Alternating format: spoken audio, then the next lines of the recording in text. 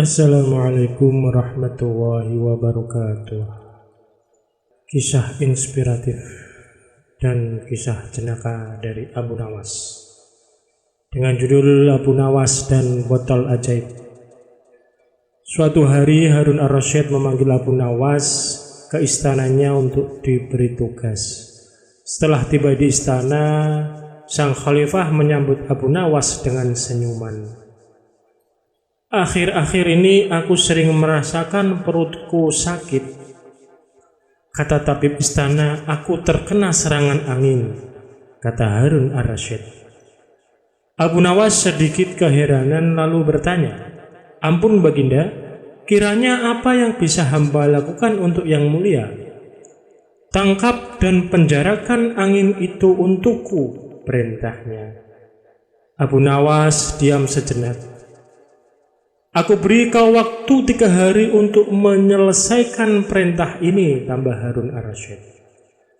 Abu Nawas kemudian pulang dengan membawa pekerjaan dari Harun ar-Rasyid. Ia masih terdiam, mulutnya terkunci rapat, tak mengeluarkan sepatah kata pun. Dalam kebingungan yang tidak habis-habis, ia belum bisa memikirkan bagaimana cara menangkap dan membuktikan bahwa itu memang benar-benar angin. Menurutnya hanya anginlah satu-satunya benda aneh yang tidak berwarna dan tidak bisa dilihat seperti halnya air, yang masih bisa diindra. Sudah 2 hari ini, tetapi Abu Nawas masih belum bisa mendapatkan cara untuk menangkap angin, bahkan memenjarakannya. Abu Nawas hampir putus asa dan tidak bisa tidur karena waktu yang telah ditentukan tinggal sehari lagi. Ia mondar-mandir memikirkan cara. Tiba-tiba ia tersadar dan berkata kepada dirinya sendiri, bukankah jin itu tidak terlihat? Ia berjingkrak dan menyiapkan alat-alat yang dibutuhkan dan berjalan menuju istana, kemudian menyerahkan sebuah botol kepada raja. Mana angin itu, Abu Nawas? Tanya Harun ar-Rasyid. Ada di dalam, yang mulia, jawab Abu Nawas. Benarkah? Aku tidak melihat apa-apa, kata sang khalifah. Ampun baginda, angin tidak bisa dilihat, tetapi jika tuanku ingin tahu angin, tutup botol tersebut harus dibuka terlebih dahulu, jawab Abu Nawas. Setelah tutup botol itu dibuka, Harun ar-Rasyid mencium bau busuk. Dengan marah ia berkata kepada Abu Nawas, bau apa ini, Abu Nawas? Ampun baginda, tadi hamba buang angin lalu hamba masukkan ke dalam botol tersebut karena takut angin yang hamba masukkan itu keluar, maka hamba memenjarakannya dengan menyumbat botol dan menutupnya, kata Abu Nawas dengan sangat ketakutan. Tapi Harun ar-Rasyid tidak jadi marah karena apa yang dikatakan Abu Nawas memang masuk akal. Dan begitulah ia selamat dan sang khalifah pun memberikannya hadiah. Kisah jenaka selanjutnya yaitu Abu Nawas menjual raja.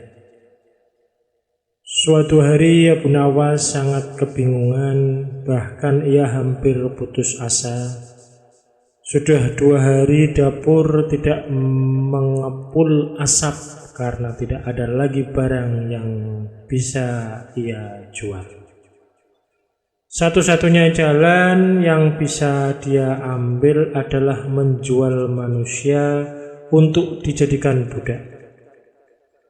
Sebenarnya jika Abu Nawas mau, dia bisa saja menjual teman-temannya.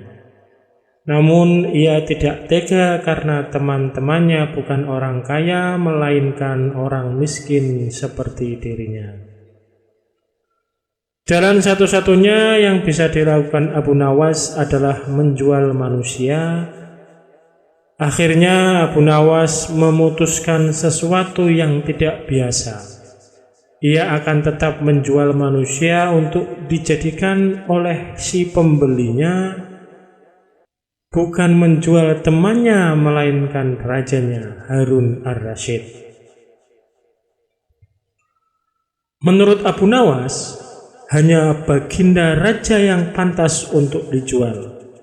Bukankah selama ini baginda raja selalu mempermainkan dirinya dan menyengsarakan pikirannya? Maka sudah sepantasnya bagi Abu Nawas untuk menyusahkan baginda raja. Abu Nawas mencari cara agar bisa menjual baginda Raja Harun ar-Rasyid. Ia pun mendapatkan ide dan menjumpai sang raja. "Apa itu, wahai Abu Nawas?" tanya baginda langsung tertarik. "Sesuatu yang hamba yakin belum pernah terlintas di dalam benak Paduka yang mulia," kata Abu Nawas meyakinkan. "Kalau begitu cepatlah ajak aku ke sana untuk menyaksikannya," kata baginda raja tanpa rasa curiga sedikit pun.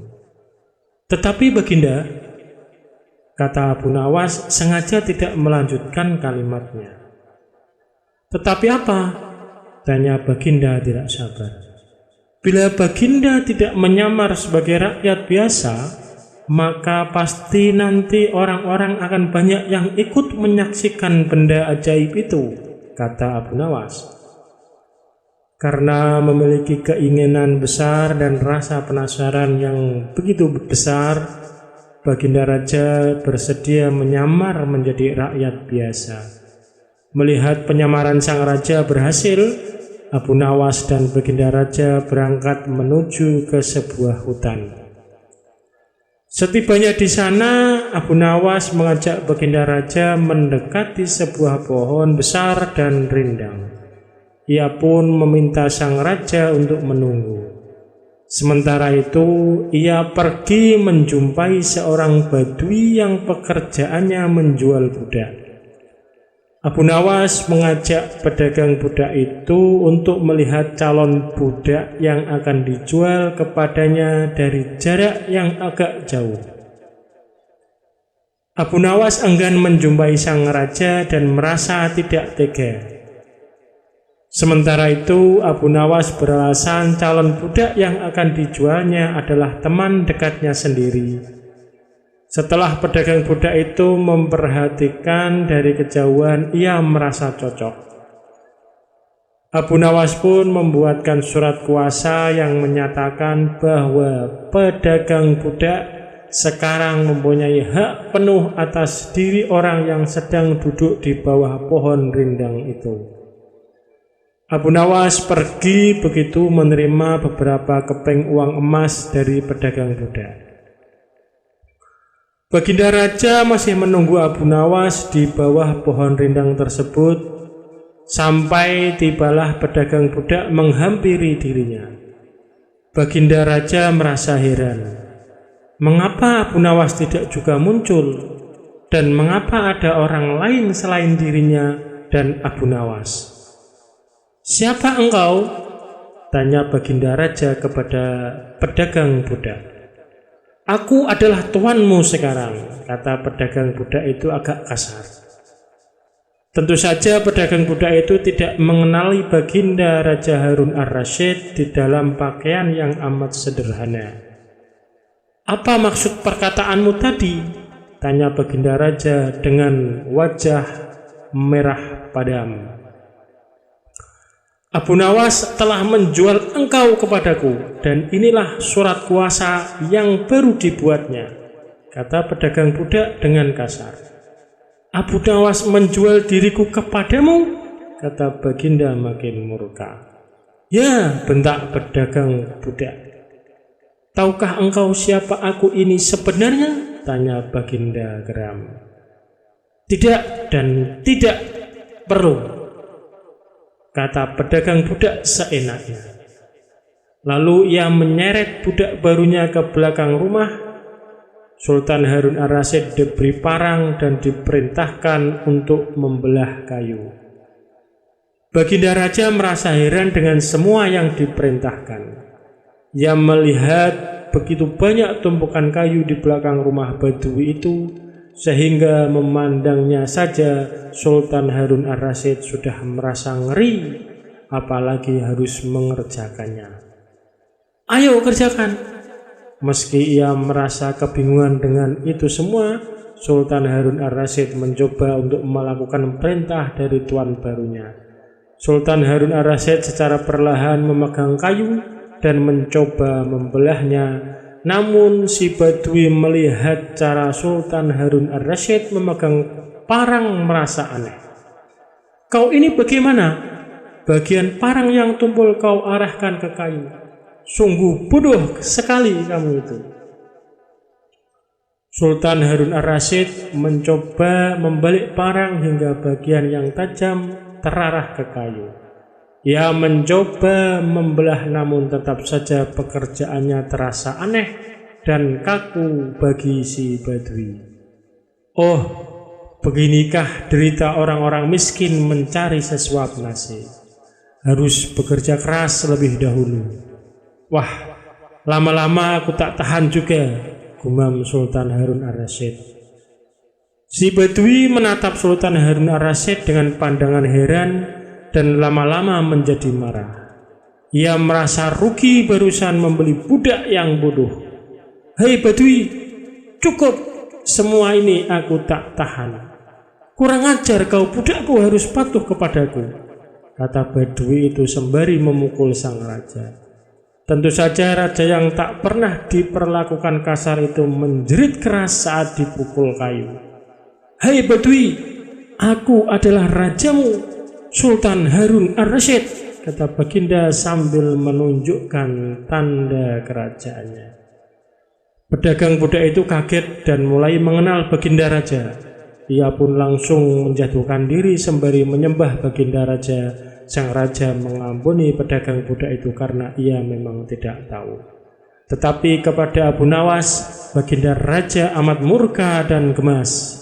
Ingin rasanya beliau meremas-remas tubuh Abu Nawas seperti telur.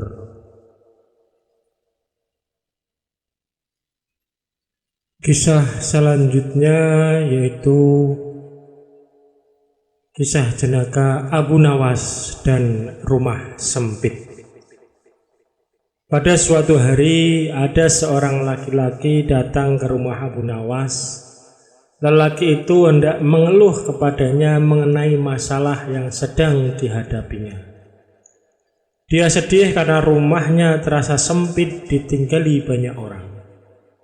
Abu Nawas, aku memiliki seorang istri dan 8 anak. Tapi rumahku begitu sempit. Setiap hari mereka mengeluh dan merasa tak nyaman tinggal di rumah. Kami ingin pindah dari rumah tersebut, tapi tidak mempunyai uang. Tolonglah katakan padaku apa yang harus kulakukan, kata lelaki itu. Mendengar hal itu, Abu Nawas kemudian berpikir sejenak. Tak beberapa lama, sebuah ide terlintas di kepalanya. Kamu mempunyai domba di rumah? Tanya Abu Nawas padanya. Aku tak menaiki domba, jadi aku tak memilikinya, jawabnya. Setelah mendengar jawabannya, dia meminta lelaki tersebut untuk membeli sebuah domba dan menyuruhnya untuk menaruh di rumah. Pria itu kemudian menuruti usul Abu Nawas dan kemudian pergi membeli seekor domba. Keesokan harinya, dia datang lagi ke rumah Abu Nawas. Bagaimana ini? Setelah aku mengikuti usulmu, nyatanya rumahku menjadi tambah sempit dan berantakan, keluhnya. Kalau begitu, coba beli 2 ekor domba lagi dan peliharalah di dalam rumahmu, jawab Abu Nawas. Kemudian pria itu bergegas pergi ke pasar dan membeli 2 ekor domba lagi. Namun bukannya seperti yang diharapkan, rumahnya justru semakin terasa sempit. Dengan perasaan jengkel, dia pergi ke rumah Abu Nawas untuk mengadu yang ketiga kalinya. Dia menceritakan semua apa yang terjadi, termasuk mengenai istrinya yang menjadi sering marah-marah karena domba tersebut. Akhirnya Abu Nawas menyarankannya untuk menjual semua domba yang dimiliki. Keesokan harinya, kedua orang tersebut bertemu kembali. Abu Nawas kemudian bertanya, "Bagaimana keadaan rumahmu sekarang? Apakah sudah lebih lega? Setelah aku menjual domba-domba tersebut, rumahku menjadi nyaman untuk ditinggali. Istriku pun tidak lagi marah-marah," jawab pria tersebut sambil tersenyum. Akhirnya Abu Nawas dapat menyelesaikan masalah pria dan rumah sempitnya itu. Kisah selanjutnya yaitu Abu Nawas dan 6 ekor lembu. Suatu hari Raja Harun ar-Rasyid memanggil Abu Nawas untuk menghadap ke istana. Raja ingin menguji Abu Nawas. Ketika Abu Nawas sampai di hadapan Raja, Raja Harun bertitah, "Hai Abu Nawas, aku menginginkan 6 ekor lembu berjenggot yang pandai berbicara. Bisakah engkau mendatangkan mereka dalam waktu 1 minggu? Kalau gagal, aku akan penggal lehermu." "Baiklah tuanku Syah Alam, hamba junjung tinggi titah tuan," jawab Abu Nawas. Semua orang dalam istana yang hadir pada saat itu berkata dalam hati, "Mampuslah kau Abu Nawas." Abu Nawas kemudian memohon diri untuk pulang ke rumah. Sesampainya di rumah, ia duduk terdiam dan merenungkan keinginan raja. Abu Nawas cukup lama berada di dalam rumah dan tidak kunjung keluar. Seminggu setelahnya, ia baru keluar. Hari itu adalah batas akhir dari tugas yang diberikan oleh raja. Abu Nawas kemudian menuju kerumunan orang. Ia kemudian berkata, "Hai orang-orang muda, hari ini hari apa?" Orang-orang menjawab benar akan dia lepaskan, tetapi orang yang menjawab salah akan dia tahan. Rupanya tidak ada satupun yang menjawab dengan benar. Abu Nawas pun marah kepada mereka. "Begitu saja kok tidak bisa menjawab? Kalau begitu, mari kita menghadap raja untuk mencari tahu kebenaran yang sesungguhnya," ujar Abu Nawas. Keesokan harinya istana dipenuhi oleh warga yang ingin menonton kesanggupan Abu Nawas membawa 6 ekor lembu berjenggot. Sampai di depan raja, ia pun menghaturkan sembah dan duduk dengan khidmat. Raja berkata, "Hai Abu Nawas, mana lembu berjenggot yang pandai bicara itu?" Abu Nawas kemudian menunjuk 6 orang yang dibawanya sambil berkata, "Inilah mereka tuanku Syah Alam." "Hai Abu Nawas, apa engkau tunjukkan kepadaku itu?" "Ya tuanku Syah Alam, tanyalah pada mereka hari apa sekarang." Raja kemudian bertanya, dan ke-6 orang tersebut memiliki jawaban yang berbeda-beda. Maka Abu Nawas kembali berujar, "Jika mereka manusia, tentunya tahu hari ini hari apa. Apalagi jika tuanku menanyakan hari yang lain, akan tambah pusing mereka. Manusia atau hewankah mereka ini? Inilah lembu berjenggot yang pandai bicara itu, tuanku." Raja heran melihat Abu Nawas yang pandai melepaskan diri dari ancaman hukuman. Kemudian raja memberikan hadiah 5.000 dinar kepada Abu Nawas. Terima kasih.